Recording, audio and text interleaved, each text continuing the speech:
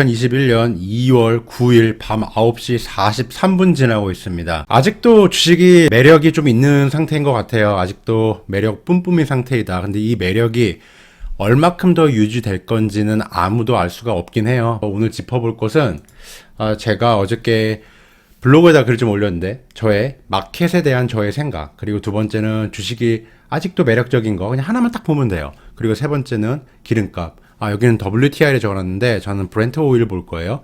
그리고 네 번째는 얘기가 좀 나오다가 사라졌는데 테이퍼링, 긴축 뭐 요런 걸로 얘기해 보려고 그래요. 지금 양적 완화 하고 있잖아요. 그리고 금리 인상과 뭐 금리 인하 뭐 요거에 따른 산업들의 영향들을 좀 살펴보려고 합니다. 마켓에 대한 생각이고요. 지금 마켓이 살짝 고평가는 제 개인적인 판단으로는 고평가인 것 같아요. 밸류에이션이 조금 부담스럽다. 하지만 예전에 뭐 12월이라든가 뭐 작년 4분기 그때 정도보다는 좀 부담스럽진 않아요. 왜냐면 뭐 P가 뭐 한 20인가 23 뭐 한 요쯤이죠. 작년에 20 한 5%였나? 뭐 요 정도보다 좀 내려왔으니까 조금 부담이 낮아졌죠. 왜냐면 실적들이 기대보다 뭐 당연해요. 근데 잘 나온 것들이 좀 있으니까 좀 P가 좀 낮아졌어요. 제가 이 P 말하는 거는 요거 S&P 500 기준으로 말씀드리는 거예요. 그래가지고 지금 이렇게 마켓이 상승할 수 있었던 요인은 앞으로 발생될 이런 뭐 재정 지원 정책 벌써 여러 번 나왔잖아요. 그리고 이 백신이 접종이 늘어나니까 경제 회복 기대감, 이런 모든 기대감들이 우리는 아직 고평가가 아니야 라면서 이런 것들을 잠재운 거예요. 하지만 아직 마켓이 프라이싱인 안 한 것 같은 경우는 이런 거예요. 백신 접종을 해가지고 사람들이 막 돌아다니고 뭐 스키도 타고 영화관 가서 영화도 보고 레스토랑에서 밥도 먹고 비행기도 열심히 타고 다니고 이런 VR 세상을 아직 마켓이 다 반영하지는 않은 것 같아요. 만약에 이런 뭐 고평가라든가 바이러스 변종이 심해지거나 재정 지원 정책이 살짝 잡음이 생겨가지고 실물 경제가 뭐 안 좋아진다던가 아니면은 실제로 마켓이 흔들려서 하락하게 하더라도 그 폭이 산물처럼 크기는 쉽지 않아요. 왜냐면 삼위일체, 의회, 정부, 연준, 이 페드가 열심히 지금 이렇게 서포트를 하고 있거든요. 이거를 금방 네 손을 놓아버릴게 라는 언급을 하고 있잖아요. 열심히 서포트 하겠다 하고 있어요. 앞으로 조금 확인해 볼 만한 거는 이 코비드-19 이 확진자 숫자하고 접종률하고 어떤 상관관계를 가지는가. 이스라엘이 한 50%인가 60%인가 그렇게 접종을 지금 했다고 하잖아요. 그러면은 이 이스라엘 같은 경우 이 확진자하고 이 접종하고 백신 접종하고 관계가 지금 어떻게 진행되고 있는가 이런 걸 먼저 확인해 봐야겠죠. 그리고 회복을 가장 먼저 한 중국의 상황이 지금 어떻게 흘러가고 있는가. 기대만큼 그렇게 큰 막 폭발적인 소비와 막 이런 폭발적인 성장은 나오고 있지 않고 있어요. 그리고 이제 유가가 지금 브렌트 기준으로 한 61불 뭐 요 정도 하고 있는데 분명히 2분기가 되면 작년 2020년 2분기에는 유가가 굉장히 뭐 마이너스까지 갔잖아요. 그래서 굉장히 저렴했어요. 근데 지금 같은 경우는 60불이니까 기저효과. 어떻게 보면 1년 YOY로 보면 착시 효과가 나타나거든요. 이거를 언론에서 어떻게 풀어가면서 어떻게 뭐 공포몰이 아니면 어떻게 풀어줄 건가 뭐 이런 것 좀 확인해야 될 것 같고요. CPI라든가 인플레이션이 상승하면 이런 걸로 막 설레발 치면서 야 이제 테이퍼링 한다, 뭐 긴축 들어간다, 금리 인상한다 해가지고 이런 지금 진행되는 인플레이션 가속도가 더 증폭될 것이다 라고 이렇게 겁을 주거나 이런 거에 따라 좀 바뀔 수가 있어요. 마켓 흐름이요. 그래서 지금 시점에 생각해 봐야 될 것들은 백신 접종률에 우리가 원하는 지점 뭐 30%면 30%. 근데 이스라엘 같은 경우는 35%인가 40%인가 그때부터 이 코비드-19 확진자가 좀 감소했거든요. 그 시점을 좀 보고 있어요. 한 35%, 40% 정도 미국 시민이 접종을 한 그 시점. 이렇게 되면서 점차 경제 회복이 되면은 장단기 금리 차가 확대될 수밖에 없거든요. 왜냐하면 10년 금리 같은 경우는 시장 금리이기 때문에 물론 연준이 지금 하고 있긴 해요. 하지만 여기에 10년 금리가 상승하게 되면은 경제 회복 기대감이 있으니까. 하지만 연준이 2024년까지 단기 금리 2년짜리 요건 10년짜리예요. 요거는 꼭 잡아둘 테니까 걱정 말라고 했잖아요. 그럼 요게 쭉 벌어지는 거예요. 그러면 10년 금리가 상승하게 되면은 시장에선 부담으로 다가와요. 그리고 집 사는 사람들도 집 사는데 부담이에요. 그러면 아무래도 자금이 조금씩 마를 수가 있거든요. 그래서 이런 것들이 조금 위험 요소로 있긴 해요. 그렇기 때문에 이 10년 국채 금리 잘 봐야 돼요. 결국 이 장단기 금리 차를 확인하는 거예요. 제가 아직도 주식이 매력 뿜뿜이라고 보는 이유는 이런 거예요. 이머징 마켓 말고 이런 선진국들 보면은 미국 증시 같은 경우는 배당률이 1.4%예요. 근데 10년 국채 안전자산이죠. 이런 거 같은 경우는 1.1%예요. 아직도 너 같으면 10년 국채 살래? 아니면 주식으로 해가지고 이 배당 받을래? 이게 더 매력적이라는 거예요. 이 차이가 0.3%예요.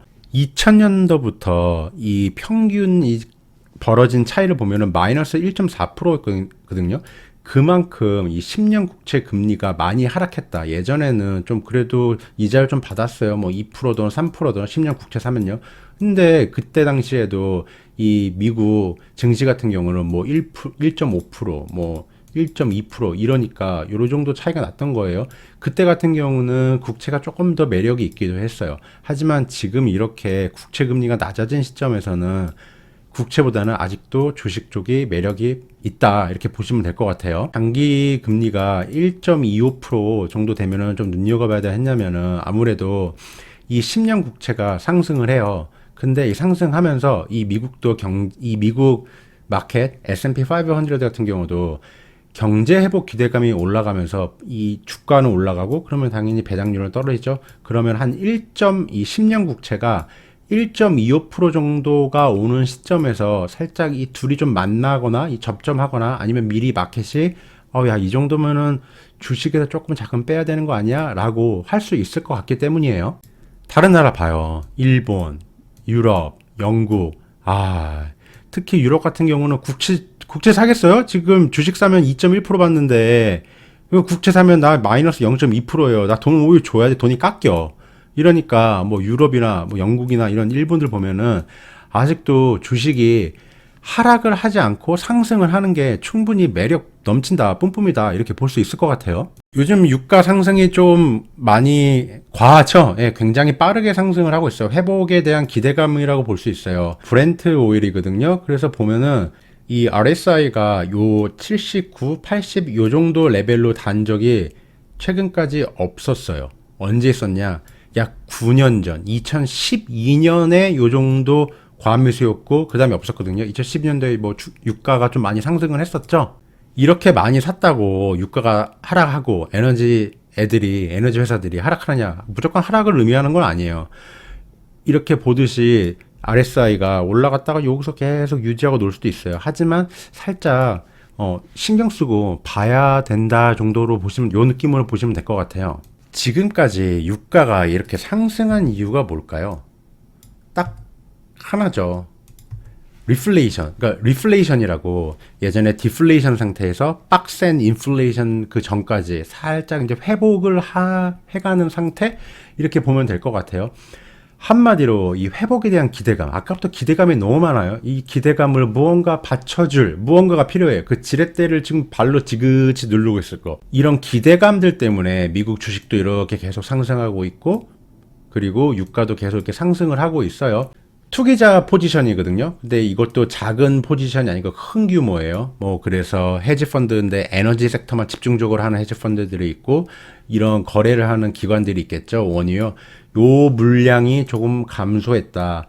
아주 큰 하락은 아닌데 신경 쓰고 관찰해야 될 부분 뭐 요 느낌 정도입니다. 그래서 오늘 저 같은 경우는 포지션 중에서 EOG라는 미국 업체를 정리해 줬습니다. 이게 더 상승할지, 이런 미국 에너지 회사들이 더 상승할지 하락할지 모르지만 그냥 지금 이 정도 RSI 요 과매수가 살짝 진행이 됐고, 이 과한 상승이 있었고, 그리고 지금 투기자 포지션, 말이 좀 투기적이지 그냥 트레이딩 하는 사람들이죠. 그래서 이런 거 같은 경우도 살짝 감소했고, 요거 같은 경우는 1년 평균 포지션 숫자예요. 그거보다 아직 살짝 위에 있지만 살짝 추세가 아래로 꺾이는 모습이다. 그래서 그동안 에너지 회사가 많이 올랐으니까 좀 비중 조절을 인제해주고 있습니다. 제 개인적으로 결정한 거고, 제가 앞으로 미래를 볼 수 있는 뭐 수정 구슬이라든가 뭐 예언을 한다든가 그런 기능이 제가 없기 때문에, 이게 하락한다 그래가지고 뭐 유가도 지금 여기서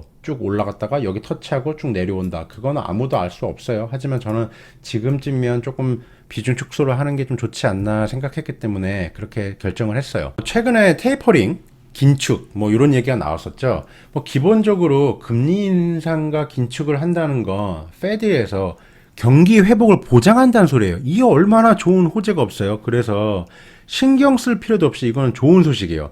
단지 이 소식에 어디 산업 혹은 어디 섹터가 더 상승을 하고 덜 하락을 하고 또 어디 섹터가 더 크게 하락을 하고 이런 걸 미리 파악을 해서 플레이를 해가지고 수익을 조금 더 올릴 수 있겠지만 사실 테이퍼링 한다고 주가가 폭락한다. 아이고 그냥 이렇게 말하는 사람 있으면 제 생각은 그래요. 그냥 믿고 걸러야 돼요. 이건 정말 좋은 소식이에요. 우리 경제 너무 좋아가지고 너무 뜨거워서 우리 좀 자금을 조금 흡수해야 될 것 같아요. 하지만 미국 경제 내가 보장할 테니까 회복하는 거 보장할게요. 이런 소리예요. 많은 분들이 금리 인상은 거의 뭐 확실히 확률적으로 높다라고 하고 있어요. 하지만 언제 할지는 좀 모르겠다. 예상보다 인플레이션이 빨리 나타나가지고 올해 3분기에 될 수 있다. 올해 말에 할 수도 있다. 아니다. 뭐 내년 초에 할 수도 있다. 이렇게 말을 하고 있어요. 하지만 제가 딱 보고 기준점을 잡는 거는 페드예요. 페드에서 2023년이라고까지 안 한다고 얘기를 했거든요. 그러면은 저는 그 전까지는 금리 인상을 생각하지 않을 거예요.